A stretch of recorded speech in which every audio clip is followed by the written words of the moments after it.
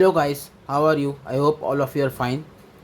आज हम topic real depth and apparent depth देखेंगे। आपने थंबनेल में तो देखा ही होगा, उसमें तो एक एग्जांपल भी डाला है, दिख रहा होगा कि बेंडिंग ऑफ रॉड। रॉड क्यों बेंड हमें दिखता रहता है विजुअली, जबकि वो बेंड होता ही नहीं रियलिटी में। इसके और प्रैक्टिकल एग्जांपल जैसे बोलो तो मिराज। मिराज एक एग्जांपल है। रेगिस्तान में वहाँ एक जगह पानी दिखता है, बट पानी वहाँ पे होता नहीं है, उसके बाजू में कहीं आसपास होता है।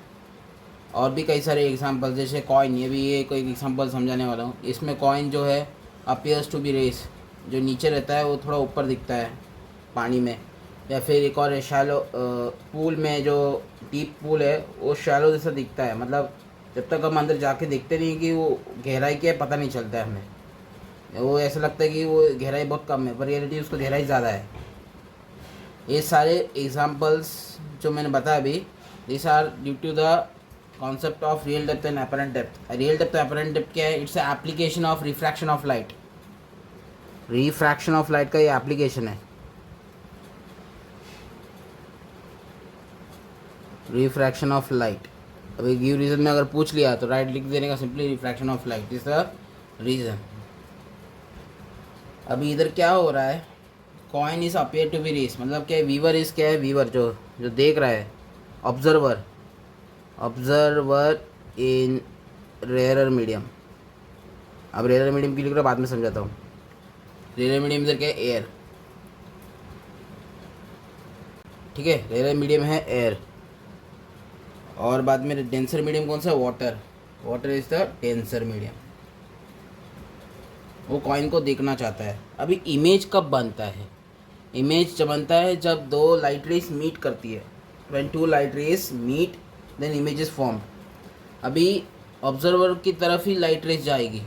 अगर इमेज देखना है पहले तो ऑब्जर्वर की तरफ लाइट रेस जाएगी, मतलब ऑब्जर्वर कौन बाहर है तो बाहर की तरफ लाइट रेस जाएगी कॉइन से ऑब्जर्वर की तरफ। ठीक है, अब ये देख के लगता है आपको कोई मीट होगा। रियल इमेज तो नहीं बनेगा, वर्चुअल इमेज बनेगा। अभी एक तो ये जो पहला रे ऑफ लाइट है ये नॉर्मल के अलॉन्ग है, इसलिए angle of refraction is zero. Angle of refraction zero हो जाता है। उसका रीज़न क्या है? नॉर्मल और एंगल ऑफ इंसिडेंस दोनों सेम है, तो एंगल ऑफ रिफ्रैक्शन नहीं होने वाला। हमने फर्स्ट लेक्चर में देख लिया था। तो पहला वाला तो बात तो समझ में आया। दूसरा रे जा रहा है, नॉर्मल से पास हो रहा है। Well light moves from denser to rarer medium, it will bends away from the normal. Normal से दूर, ज़्यादा दूर जा रहा है, तो ये इसका एंगल ऑफ रिफ्रैक्शन कुछ तो है इसका। ठीक है, ये इसका एंगल ऑफ इंसिडेंस कुछ है इधर। Okay,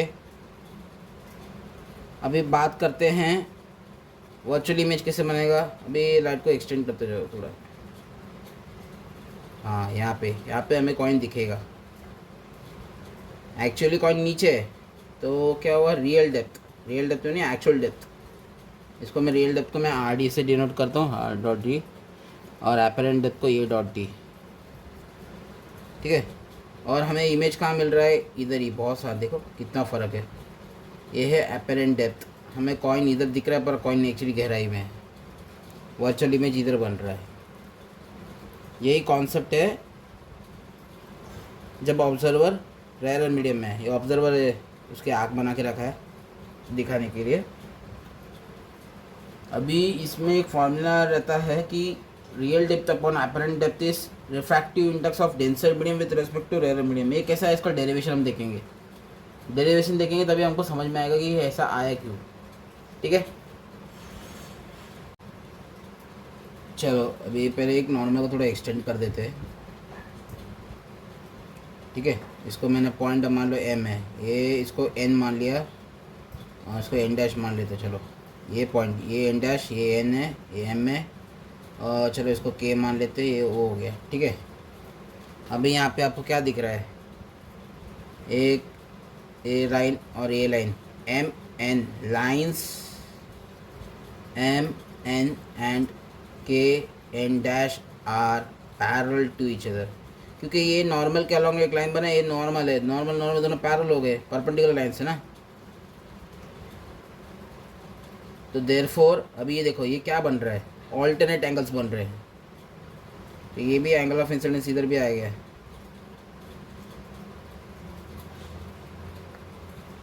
angle O M N dash and angle M N dash के इक्वल है, बिकॉज z बन रहा है। देखो ध्यान से देखो, अभी उसको सीधा करके देखो कैसे बन रहा है, ऑल्टरनेट एंगल्स बन रहे हैं, तो एक इक्वल हो गया। और दूसरा, अभी यहाँ पे एंगल ऑफ रिफ्रैक्शन एक इधर है, अभी दो लाइन्स पैरेलल है। अगर मान लो ऐसे लाइन बनाई, इसका एंगल ये मान लो r है, तो इसका भी एंगल क्या हुआ r, इसका भी एंगल हो गया r। ये इसको बोलते हैं करस्पॉन्डिंग एंगल्स।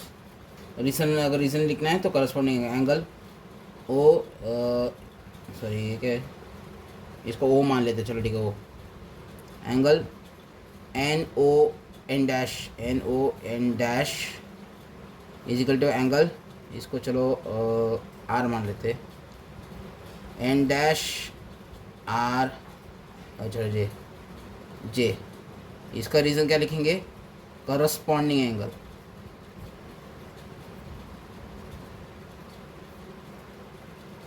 ठीक है, एग्जाम में आपको अच्छे से लिखना, मैं बस अभी समझा रहा हूँ डेरिवेशन कैसा है।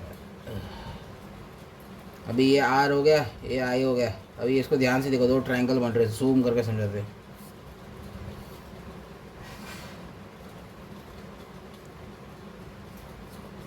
एक एन, ये देखो कॉइन है, जो इमेज कॉइन, ये एक्चुअल कॉइन है, ये इसको बोलते हैं रियल डेप्थ,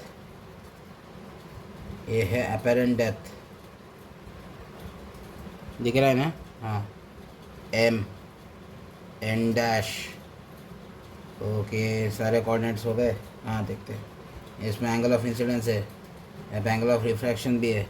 अभी जिसको पाइथागोरस थ्योरम और ट्रिग्नोमेट्री का बेसिक आता है, उसके लिए अभी और इजी हो जाएगा। अभी साइन आई देखते हैं, साइन आई, साइन क्या है, O, opposite upon hypotenuse, opposite है एन डैश अपॉन हाइपोटेनस का M N dash. Sine R क्या है, साइन भी ऑपोजिट क्या है, N dash upon hypotenuse O N dash. अभी स्नेल्स लॉ यूज़ करेंगे समझने के लिए।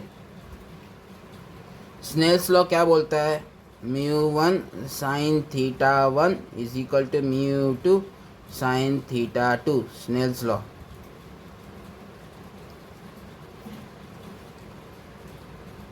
या फिर ऐसे भी बोल सकते हो, sine i upon sine r refractive index of denser with respect to rarer. वो याद करने में थोड़ा कन्फ्यूजन भी हो सकता है एग्जाम में, तो ये सिंपल वाला बता रहा हूँ। जैसे अभी रिफ्रैक्टिव इंडेक्स ऑफ वाटर है, एक रिफ्रैक्टिव इंडेक्स ऑफ वाटर में कौन सा एंगल है,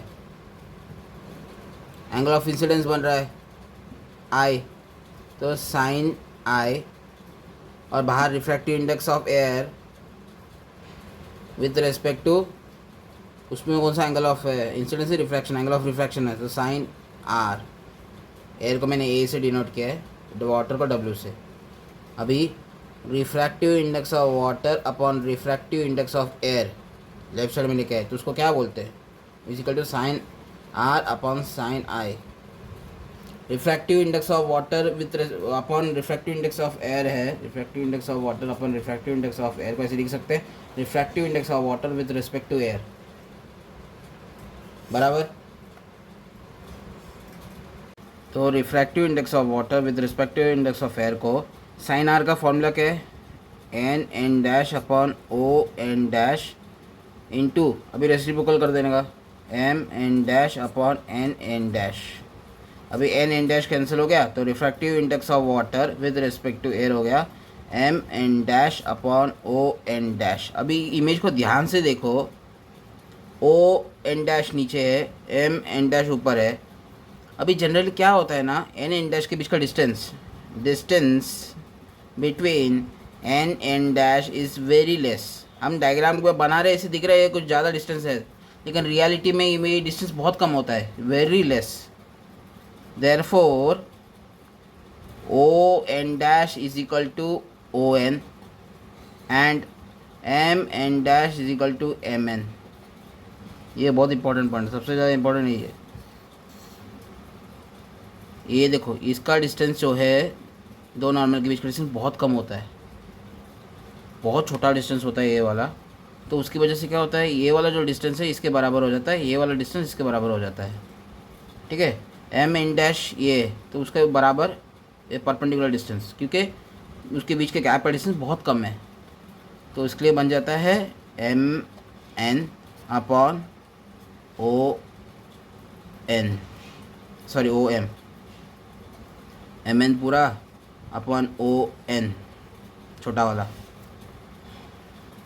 सर ओ एन है, एम तो क्या एम एन क्या है, रियल डेप्थ, और ओ एन क्या है, अपरेंट डेप्थ। आ गया। तो therefore refractive index of denser with respect to rarer is equal to real depth upon apparent depth. ये डिराइव हो जाता है। एग्जाम में डेरिवेशन पूछने के चांस कम है, लेकिन फिर भी आप देख लो, क्योंकि इतना ही हार्ड नहीं है डेरिवेशन। डेंसर यानी वाटर, रेयरर यानी एयर इस केस में। ओके, ये भी कब, व्हेन ऑब्जर्वर इज इन, सबसे important rare medium, observer denser medium में नहीं है। अभी बर्ड और फिश का एग्जांपल रहता है, तो उसमें बर्ड फिश को देख रहा है तभी एग्जांपल वैलिड है, ठीक है। फिश बर्ड को देख रहा है वो तब नहीं वैलिड होता। अभी एक शिफ्ट का फॉर्मूला देखेंगे, उसके बाद लेट्स सी सम क्वेश्चंस, उसके बाद एक एक्सेप्शन केस देखते हैं। अभी शिफ्ट क्या होता है, शिफ्ट यानी कितना लेवल से रेस हुआ है। अभी कॉइन रेस हुआ, कितने हाइट से वो रेस किया, दैट इज शिफ्ट। शिफ्ट का फॉर्मूला है real depth minus apparent depth. मतलब जो कॉइन नीचे था पहले, तो वो है रियल डेप्थ। जो कॉइन रेस हो गया ऊपर, इमेज यहाँ ऊपर दिख रहा है, तो हो गया ये एपरेंट डेप्थ। तो शिफ्ट यानी कितना हाइट से रेस हुआ, तो ये शिफ्ट कितना हाइट से रेस हुआ, वो डिस्टेंस को कैलकुलेट करना है, तो real depth minus apparent depth करना होता है, ठीक है। अभी हमें रिलेशन पता है, refractive index of denser with respect to rarer is real depth upon apparent depth. कभी कभार हमें एपरेंट डेप्थ दिया नहीं रहता पेपर में, तो हम वी कैन सब्स्टिट्यूट शिफ्ट के फॉर्मूला में। एपरेंट डेप्थ क्या है, रियल डेप्थ अपॉन म्यू लिखते हैं सिंपली, या फिर refractive index safer sidely with respect to rarer, refractive index with respect to rarer ऐसे लिखने का, और शिफ्ट में सब्स्टिट्यूट कर दो। Shift is equal to real depth minus real depth upon refractive index of denser with respect to rarer. तो shift में refractive index को कॉमन लो, 1 minus 1 upon mu refractive index of denser with respect to rarer. Very simple. Shift का एक और formula भी आ गया। एक तो शिफ्ट ए भी यूज़ कर सकते हो अगर आपको रियल डेप्थ और अपरेंट डेप्थ पता है, नहीं पता है तो ये सिंपली फॉर्मूला यूज़ कर सकते हो when observer is in rarer medium, उस पर न्यूमेरिकल ज़्यादा आते हैं। ओके, नाउ लेट्स सी, दो सिंपल क्वेश्चंस देख लेते हैं for real depth and apparent depth. These are two simple questions, concise से लिया है। सेकेंड वाला पे देखते हैं। ये water pond appears to be 2.5 नहीं सर क्या बोल रहा हूँ मैं, वाटर पॉन्ड है, appears to be 2.7 metre deep. अच्छा, एक पॉन्ड है वाटर का जिसका मतलब दिखने में 2.7 मीटर डीप है, यानी अपियर्स लिखे, अपियर्स यानी it's apparent depth is 2.7 metre. और रिफ्रैक्टिव इंडेक्स ऑफ वाटर कितना दिया है, 4/3। और ग्लास का कितना होता है, 3/2 1.5। डायमंड का 2.41 समथिंग है। 2-3 रिफ्रैक्टिव इंडेक्स कभी याद करके रखो, काम आएगा। सॉरी, अभी बोला find the actual depth. Actual depth means real depth. अभी हमें रिलेशन पता है विथ रिस्पेक्ट टू एयर है ना, हाँ। तो refractive index of denser with respect to rarer is equal to real depth upon apparent depth. 4/3 is equal to real depth यानी actual depth नहीं पता है, अपरेंट डेप्थ इज 2.7, तो 4/3 into 2.7 is real depth. 3 9s are 27, 0.94 9s are 36, तो real depth is 3.6 metre. मतलब actual 3.6 metre का pond 2.7 metre deep दिखता है, because duty of refraction of light. ठीक है, बहुत सिंपल क्वेश्चन था सेकेंड वाला। अब फर्स्ट क्वेश्चन, ये भी शिफ्ट वाला जो फॉर्मूला हमने निकाला अभी उसके बेसिस पे। A coin kept inside water when viewed from air in vertical direction, जो मैंने डिराइवेशन किया था। appears to be raised by 2 millimetre, appears to be raised by, देखो बाई शब्द लिखा है ना, मतलब सब्ट्रैक्शन, यानी appears to be raised मतलब हमें शिफ्ट दिया है, शिफ्ट का वैल्यू कितना हुआ 2 मिलीमीटर, मतलब 2 मिलीमीटर रेस हो चुका है। और रिफ्रैक्टिव इंडेक्स दिया है म्यू इज़ 4/3। अभी बोलता है find the depth of coin in water, means is asking to find the real depth. Okay, अभी फॉर्मूला क्या था, एक दूसरा वाला जो निकाला था, shift is equal to real depth -1 by mu, shortcut. Shift is 2 millimetre, real depth नहीं पता, 1 माइनस 4/3 का रेसिप्रोकल हो गया तो 3/4, और 2 is equal to R real depth into 4 minus 3, 1/4, real depth is equal to 4 to 8 millimetre. बहुत simple हो गया, आपने ने पूछा भी नहीं है। This is the concept of real depth and apparent depth when observer is in rare medium. मैं बार बार रेयर मीडियम क्यों बोल रहा हूँ उसका भी समझाऊंगा with next example. In this example it's said when fish sees the bird, मतलब फिश वाटर में है, बर्ड हवे में है, तो मतलब observer in denser medium. When observer अगर डेंसर मीडियम में है तो इधर क्या होता है, देखो ऑब्जर्वर, देखो पहले इमेज कब बनता है, इमेज जब बनता है जब दो लाइट रेस मीट करती है, ठीक है। और दूसरा, अभी fish sees the bird, bird को देख रहा है, तो मतलब लाइट रेस फिश की तरफ आनी चाहिए, जो देख रहा है उसकी तरफ ही लाइट रेस आएगी, तभी तो वो देख पाएगा, ठीक है। तो फिश की तरफ लाइट रेस आ रही है। अभी देखो ये नॉर्मल कलंग बना है, इसलिए परपेंडिकुलर है, और ये when light from rare medium to denser medium की तरफ मूव करता है, it will bends towards the normal की तरफ बेंड हो रहा है लाइट रे, ठीक है। अभी इसमें भी इमेज वर्चुअली बनेगा, रियली में तो दो लाइट रेस मिलने नहीं वाली है। चलो इसको एक्सटेंड करते हैं बैकवर्ड, थोड़ा एक्सटेंड करते जाएंगे। इसको थोड़ा एक्सटेंड करो, एक्सटेंड करो। हाँ, इधर ये रियल डेप्थ है, इमेज इधर बन रहा है, बर्ड का इमेज इधर बन रहा है, तो अपरेंट डेप्थ ज़्यादा हो गया। अभी हमने पहले क्या देख रहे थे, when observer is in rare medium में जब ऑब्जर्वर था तो रियल डेप्थ ज़्यादा था और अपरेंट डेप्थ कम था। यहाँ पे अपरेंट डेप्थ ज़्यादा है, रियल डेप्थ कम है, मतलब मछली को बर्ड सबसे ज़्यादा दूर दिख रहा है, ठीक है। और अगर बर्ड मछली को देख रहा है तो मछली पास में दिख रहा है। Able to understand? तो अभी हम कंक्लूड कर सकते हैं। कंक्लूजन क्या है, when observer in rare medium है तो real depth is always greater than apparent depth. ये याद रखने का, ये आर है ना, हाँ ऐसे याद कर सकते हो। When observer in denser medium apparent depth is always greater than real depth छोटा रहेगा। यहाँ देखो अपरेंट डेप्थ ज़्यादा, रियल डेप्थ छोटा, ये दोनों याद रखने की चीज़ें। सिंपली काम करो, फर्स्ट वाला याद करो, सेकंड वाला इज टोटली ऑपोजिट।